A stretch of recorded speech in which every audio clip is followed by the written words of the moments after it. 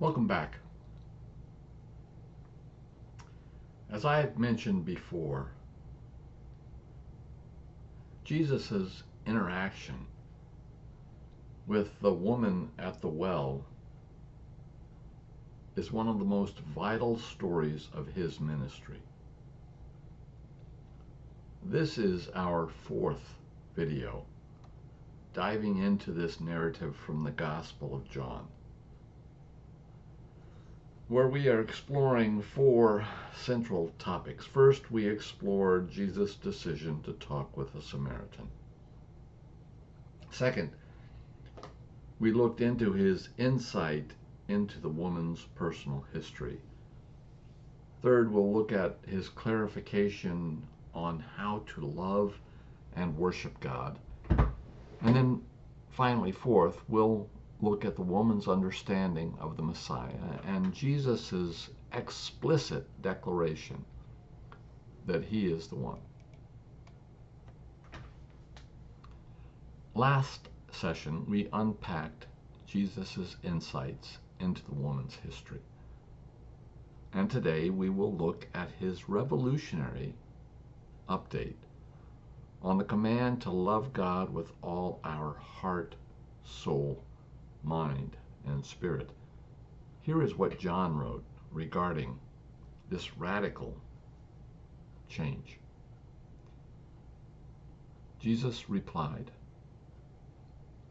"Believe me, the time is coming when you will worship the Father neither on this mountain nor in Jerusalem. You Samaritans worship what you do not know. We worship what we do know, for salvation is from the Jews.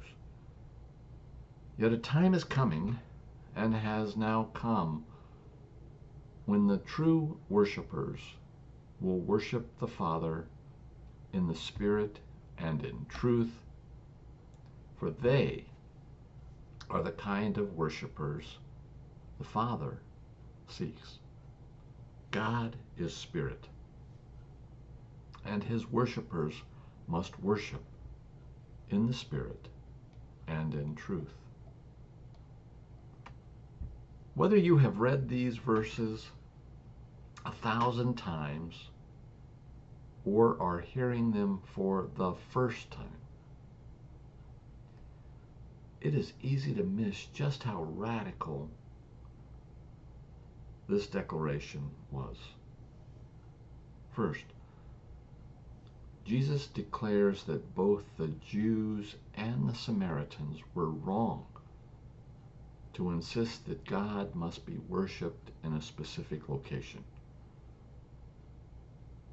whether in Jerusalem or at Jacob's well. Jesus is revealing that God is not bound to a geographic coordinate. He is the God of the universe, to be worshiped everywhere. Neither group had realized that the God who accompanied the Israelites through Egypt, the wilderness, the promised land, and the exile was never tied to a temple, a tabernacle, or a mountain.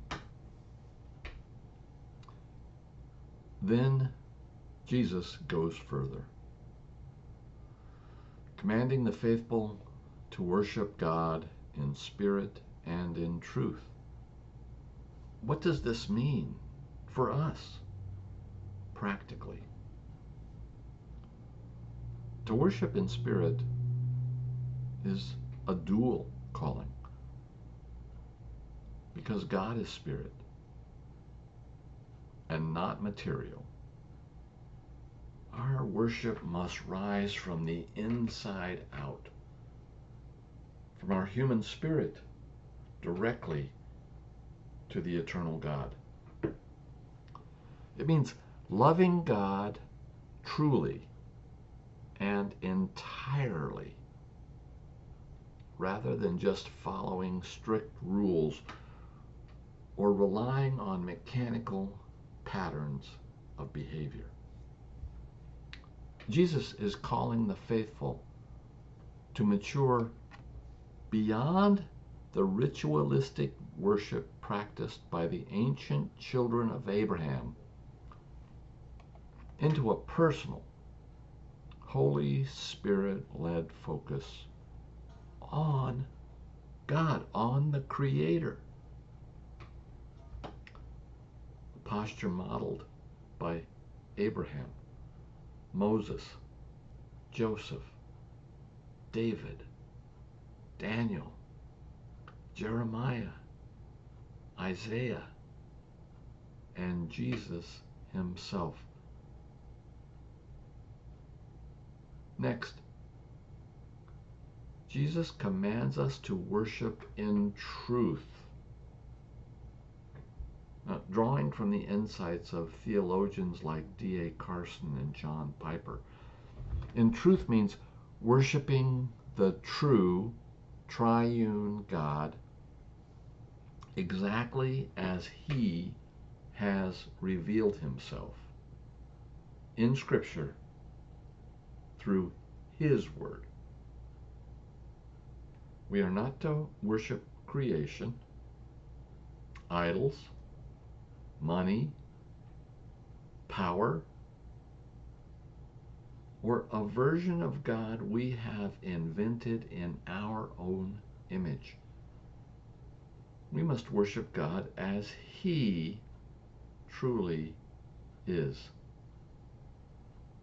So in this double command, spirit and truth are inseparable.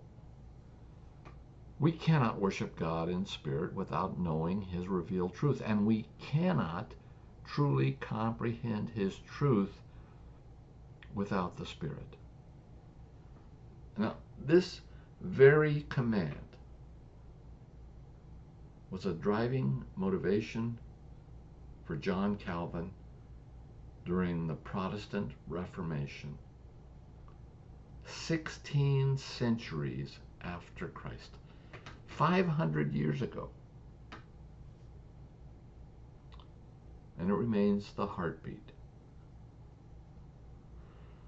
for millions of believers today,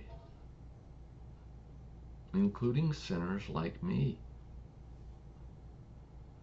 Radical?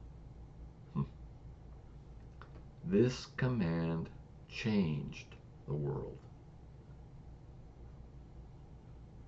And it can change you too. This, I believe.